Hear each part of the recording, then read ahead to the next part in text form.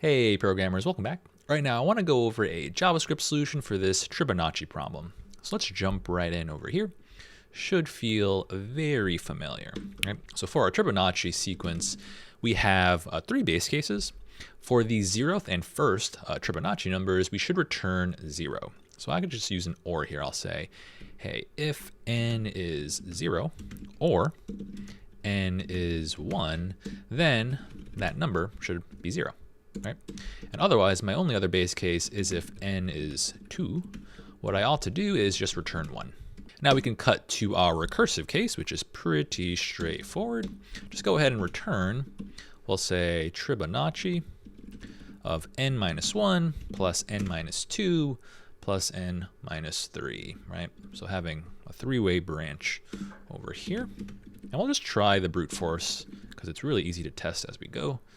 So we'll give that a shot. We expect to time out because this has an exponential 3 to the n runtime like we saw in our approach video. Cool, and of course we time out along the last test case, which is probably a large one. Looks like they're asking us for the 37th Tribonacci number. And so we'll fall back to our classic memoization strategy.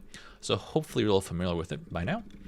And so we'll say, all right, by default, I want to initialize a blank memo. So say memo equals an empty object. And the reason we choose an object is because it has a really fast lookup time in JavaScript, right? It's a hashed data structure. And so when you're in an interview, it helps to actually, give the reason why you're choosing these specific data structures. So I'm going to add a base case. I'm going to check if my argument n is in the memo, then I'll return its stored value.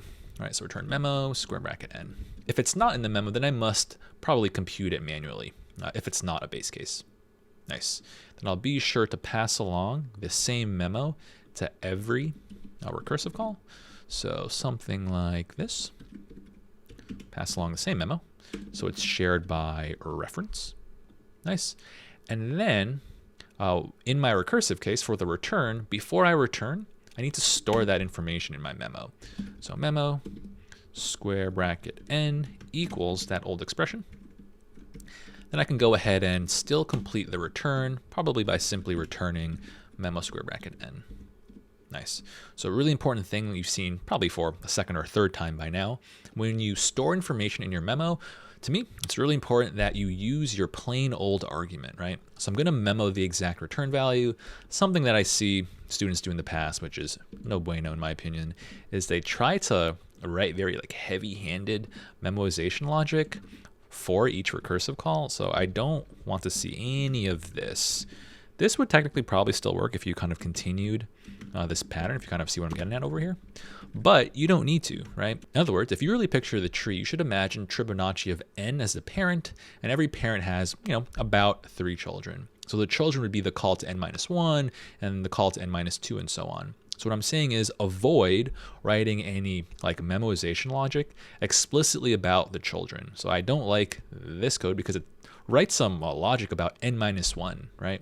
Instead, if you just make the call, every call should serve itself. So instead of duplicating the same code 3 times over, I'm just going to write it once for the parent. Because when I make a call for the child, technically the child is going to become its own parent, that kind of thing, right? So with that change, let's go ahead and run this. Hopefully we don't time out for that last example. Bam, and there we have it. That's our solution for Tribonacci. Cool. Other common mistake I see a lot of people make is, I think the base case like this is pretty easy to remember, and also storing it, storing the results into the memo is also pretty easy to remember. People very commonly forget to pass along the memo. So if you do this, what's really happening? Well, now it's the case that none of these calls are receiving a memo argument. So by default, they're all going to assign themselves an empty memo. If they all have an empty memo, then none of them are sharing the information, right? So if I run the code like this, it'll just time out again, right? It's returning the correct answers, but it's still too slow because I don't get to benefit from the shared memo. So be sure to pass along the same memo to all of your 3 recursive calls. All right, and there's our JavaScript solution for this Tribonacci problem. I'll see you in the next one.